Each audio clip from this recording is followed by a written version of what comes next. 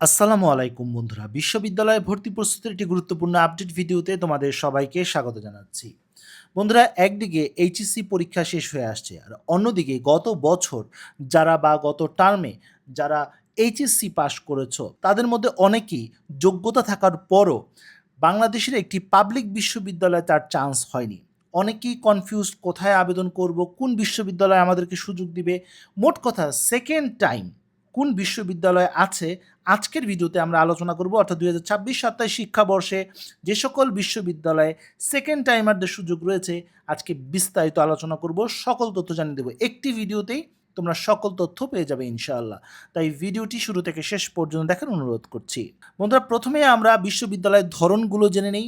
যেমন রয়েছে জিএসটি বিশ্ববিদ্যালয় রয়েছে, মেডিকেল বিশ্ববিদ্যালয় সমূহ রয়েছে, কৃষি গুচ্ছ রয়েছে, বিশেষায়িত বিশ্ববিদ্যালয় রয়েছে, অন্যান্য কিছু বিশ্ববিদ্যালয় রয়েছে, অধিভুক্ত বিশ্ববিদ্যালয় রয়েছে এবং জাতীয় বিশ্ববিদ্যালয় রয়েছে। এই প্রতিটি জায়গায় কিন্তু বিশ্ববিদ্যালয়গুলোতে সেকেন্ড টাইমারদের সুযোগ দেওয়া হয়। প্রথমেই আমরা জিএসটি বিশ্ববিদ্যালয় সম্পর্কে জেনে নেই। এখানে মোট আসন রয়েছে 14,131টি। তোমরা দেখতে পাচ্ছ এখানে সাধারণ বিশ্ববিদ্যালয় রয়েছে, এছাড়া বিজ্ঞান ও প্রযুক্তি বিশ্ববিদ্যালয়গুলো রয়েছে বিশেষায়িত বিশ্ববিদ্যালয়। তোমরা দেখতে পাচ্ছ এখানে বিজ্ঞানের জন্য মোট 8,549টি আসন রয়েছে, বাণিজ্যের জন্য রয়েছে 2,536টি, মানবিকের জন্য রয়েছে 2,846টি এবং চারুকলা এবং মিউজিক জাতীয় সাবজেক্টগুলোতে রয়েছে প্রায় 200টি আসন। সব মিলিয়ে প্রায় 14,131টি আসন রয়েছে। এবার আসি মেডিকেল বিশ্ববিদ্যালয় সমূহ, যার মধ্যে রয়েছে মেডিকেল বিশ্ববিদ্যালয়, রয়েছে ডেন্টাল, রয়েছে আর্ম ফোর্সেস মেডিকেল কলেজ এবং রয়েছে নার্সিংয়ের মধ্যেও কিন্তু নার্সিং রয়েছে, মিডওয়াইফারিও কিন্তু রয়েছে। এখানেও কিন্তু সেকেন্ড টাইমারদের অ্যালাউ করা হচ্ছে। এবার আসি 9টি কৃষি গুচ্ছ বিশ্ববিদ্যালয়। বন্ধুরা, তোমরা দেখতে পাচ্ছ এখানে প্রায় 9টি বিশ্ববিদ্যালয় রয়েছে, যেখানে প্রায় 3,701টি আসন রয়েছে এবং এখানেও কিন্তু সেকেন্ড টাইমারদের সুযোগ দেওয়া হয়। এরপর আসি বিশেষায়িত বিশ্ববিদ্যালয়, যার মধ্যে রয়েছে বিইউপি, রয়েছে বাংলাদেশ মেরিটাইম বিশ্ববিদ্যালয়, রয়েছে এভিয়েশন অ্যান্ড অ্যারোস্পেস ইউনিভার্সিটি। 3টি বিশেষায়িত বিশ্ববিদ্যালয়েও কিন্তু সেকেন্ড টাইমারদের সুযোগ দেওয়া হয়।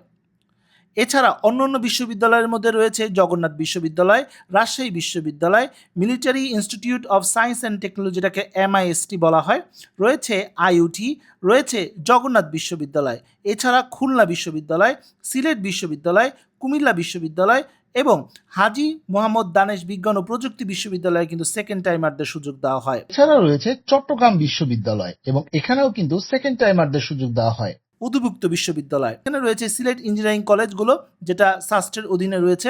এছাড়া রাজশাহী বিশ্ববিদ্যালয়ের অধিভুক্ত কৃষি এবং ইঞ্জিনিয়ারিং কলেজ রয়েছে এবং অপথ্যালমোলজি ইনস্টিটিউট রয়েছে, রয়েছে ইউনানি আয়ুর্বেদিক, রয়েছে মেরিন একাডেমি এবং রয়েছে মেরিন ফিশারিজ একাডেমি।